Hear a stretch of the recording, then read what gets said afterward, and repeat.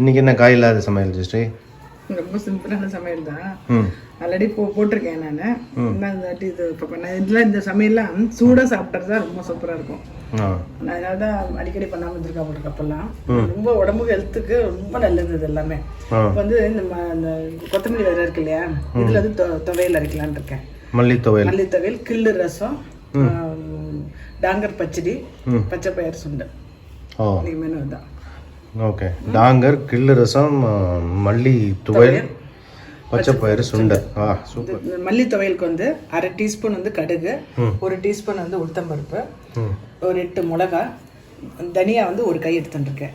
அப்புறம் கொஞ்சம் புளி, பெருங்காயம், மிளகு, 1/2 டீஸ்பூன் மிளகு, எல்லாத்தையும் வறுத்துக்கணும். வறுத்துட்டு இந்த அளவு வந்து 4 பேருக்கு. ஆமாம். ஓகே, இது எல்லாத்தையும் வறுத்துக்கணும். ஆமாம். அதாவது ஃபஸ்ட்டு எல்லாமே வறுத்துக்கணும். 1 ஸ்பூன் எண்ணெய் விட்டுருக்கேன். கடுகு 1/2 டீஸ்பூன். கடுகு வடித்த உடனே உளுத்தம்பருப்பு 2, அதாவது இது வந்து குட்டி ஸ்பூனால் 1 ஸ்பூன் அளவு எனக்கு. அப்புறம் மிளகு 1/2 டீஸ்பூன். அப்புறம் இந்த தனியா,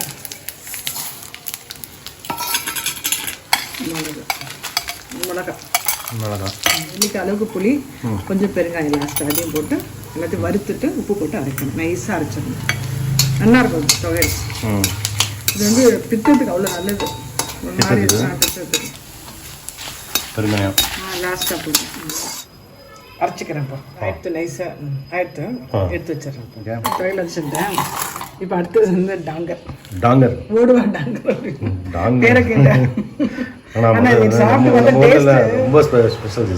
இது சாப்பிட்டானா அது கண்டிப்பா டேஸ்ட் விடவே மாட்டீங்க நீங்க. சூப்பரா இருக்கும். பயங்கரமா சின்ன வயசுல எங்க ஆத்துல எல்லாம் ரொம்ப அடிக்கடி பண்ணுவாங்க மதுரை சைடுல. அதாவது எப்படின்னா பஷம் பண்ணிட்டு இந்த தேங்காய் மாவு இருக்கும் அப்படியே பண்ணிடுவோம். ஆத்துல அப்படியே அந்த மாவு வச்சிருப்பா தனியா. இப்போ வந்து ஃபர்ஸ்ட் தெரியாத வரதுக்காக காமிக்கிறேன் நான். என்ன உளுத்தம் பருப்பு வேணா எடுத்துக்கலாம், கருப்பு எது வேணா எடுத்துக்கலாம். அதை நல்லா வறுத்துக்கணும். வறுத்துட்டு குவான்டிட்டி இன்கிரிடியன்ட் சொல்லுங்க. நான் வந்து ஒரு கை ஃபுல்லா எடுத்துருக்கேன். ஒரு கை ஃபுல்லா எடுத்துருக்கேன். ஒரு கை ஃபுல்லா உளுத்தம் பருப்பு. ஓகே. இந்த துவையலுக்கும் இந்த டாங்கருக்கும் காம்பினேஷன் நல்லா இருக்கும். இன்கிரிடியன்ட் சொல்லிச்சுடு. ஒரு கை ஃபுல்லா உளுத்தம் பருப்பு. ஒரு கை ஃபுல்லா. அப்புறம் வந்து தயிர் எவ்வளோ? தயிர் வந்து அது நம்ம ஒரு கப், ஒரு டம்ளர் எடுத்துக்கலாம். ஒரு கப் தயிர். ஜீரகம் 2 தாளிக்கணும். பச்சை மிளகாய் இருந்தால் பச்சை மிளகாய், இல்லைன்னா வெறும் மிளகாய் தாளிக்கணும். அவ்வளோதான். ஓகே, அவ்வளோதானே? அவ்வளோதான். சிம்பிள். ரொம்ப சிம்பிள். இது பொடி ஆற்றுல இருந்ததுன்னு வச்சுங்களேன், அப்படியே சும்மா தயிரில் கழிச்சு கடுகு தாளிச்சு, கடுகு ஜீரகமாக தாளிச்சு கொட்ட வேண்டியது, அவ்வளோதான். இப்போ வந்து நான் பொடி இருக்கு ஆற்றுல, இருந்தாலும் இப்போ அதை காமிக்கிறதுக்காக நான் வந்து 2 வறுத்துக்கிறேன். இப்போ நல்லா வறுத்துட்டு கொஞ்சம் ஊற வச்சு அரைச்சிடணும். நல்லா நைஸாக அரைச்சிட்டு தயிரை கலந்துட்டு 2 கடுகு ஜீரகம் மிளகாய் தாளிச்சு கொட்ட வேண்டியது, பெருங்காயம். ஓகே. டாங்கர் சூப்பராக இருக்கும் இந்த தயிர் பச்சடி. எந்த தயிர் இது வந்து எந்த காய்க்கும் ஈக்குவல் ஆகாது. உடம்புக்கும் நல்லதான் உளுத்தம் பருப்பு. இது வந்து கண்டிப்பாக வந்து ஒரு வாரத்தில் ஒரு நாளாவது நம்மளோட சமையலில் சேர்த்துன்னு அவங்க நல்லது. நான் சின்ன வயசில் அம்மா நிறைய பண்ணுவாள். டாங்கர் அடிக்கடி பண்ணுவாள். அந்த டேஸ்ட் வருமா இப்போ? சாப்பிட்டு பார்த்து சொல்லுங்க. இது வந்து நான் கொஞ்சம் ஜலம் போட்டு ஊற வைக்கிறேன். பெருங்காயம் பவுடர் கொஞ்சம், ஜீரகம் கொஞ்சம் போட்டிருக்கேன். அதில் வந்து உப்பு போட்டு அரைச்சிடுறேன். அந்த அரைக்கும் போது சேர்த்து அரைச்சிடுறேன். இப்போ வந்து கடுகு ஒரு மிளகாயும் தாளிச்சு கொட்ட போகிறேன். பச்சை மிளகாய் இருந்ததுன்னா பச்சை மிளகாய் பொறுமையாக கட் பண்ணிட்டு தயிரோட போட்டுக்கலாம்.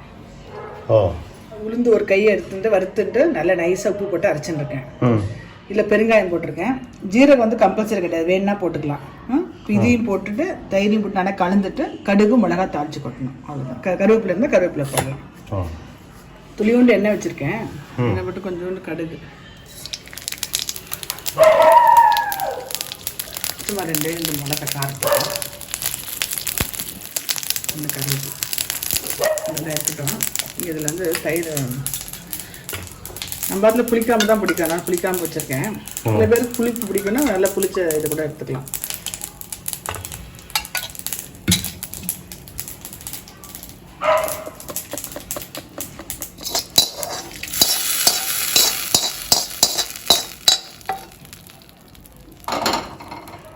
பார்க்குறதுக்கு அமக்கலமாக இருக்குது. இந்த திக்னஸ் வேண்டாம் அப்படின்னா கொஞ்சம் தயிர் வேணால் விட்டுக்கலாம். இது நம்ம கரெக்டாக இருக்கும். துவையல் பச்சடி சாப்பிடும்போது பச்சை பயிறு சுண்டல். ஆமாம், ரொம்ப சாதாரணமாக தான், ஒன்றும் ஜாஸ்தியாக ஒன்றும் பண்ணலை. இது வந்து எப்படின்னா முளைக்கட்டினா ரொம்ப நல்லது.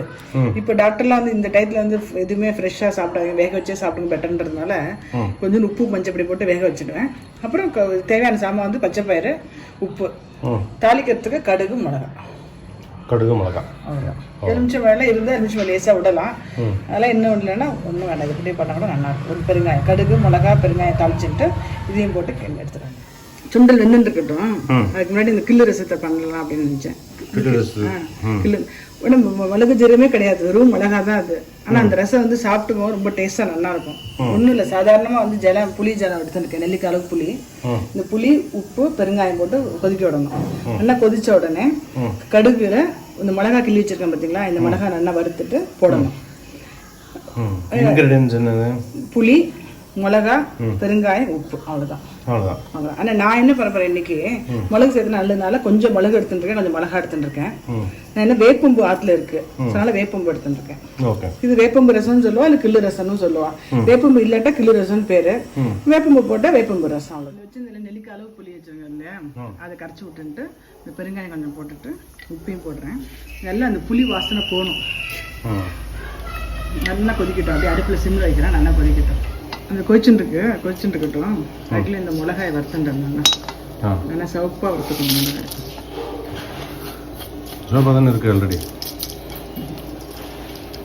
எப்படி சிவப்பாக திருப்பி சிவப்பாகும்? அந்த ப்ரௌன் ஆகும். ஓகேங்களா?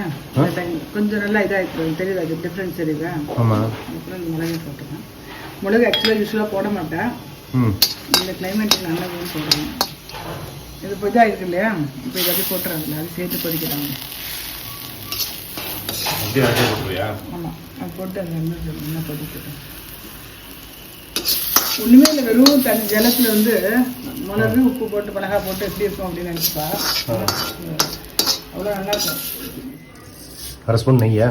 நெய், கடுகு, இந்த வேப்பம்பு நல்லா கருகிற வரைக்கும் வறுக்கணும்.